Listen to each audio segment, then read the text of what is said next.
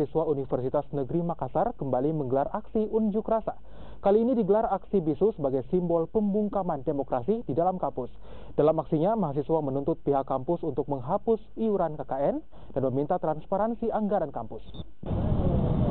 Aksi demo bisu ini sebagai simbol pembungkaman demokrasi, di mana mahasiswa dinilai berusaha dibungkam dan tidak diberi kesempatan untuk menyalurkan aspirasi dan tuntutan mereka terhadap para birokrasi kampus yang dinilai tidak transparan.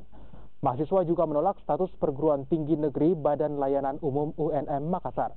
Meski berjalan damai, aksi mahasiswa ini mendapat pengawalan ketat dari aparat kepolisian dan untuk menghindari kemacetan panjang yang kerap terjadi jika aksi unjuk rasa berlangsung. Yang terjadi di Universitas Negeri Makassar, contohnya di isu-isunya teman-teman itu ada 8 tuntutan, mulai dari yang pertama transparansikan anggaran UNM tahun 2018, yang kedua cabut SK pembayaran KKN yang sampai sekarang itu masih menjadi polemik di UNM sendiri, ketiga berikan potongan UKT untuk mahasiswa di atas semester 8 dan berikan fasilitas yang layak. Nah, ini kalau persoalan fasilitas yang layak, nah ini yang kami anggap bahwasanya Universitas Negeri Makassar ini belum cocok, belum pantas untuk menyandang status PLU.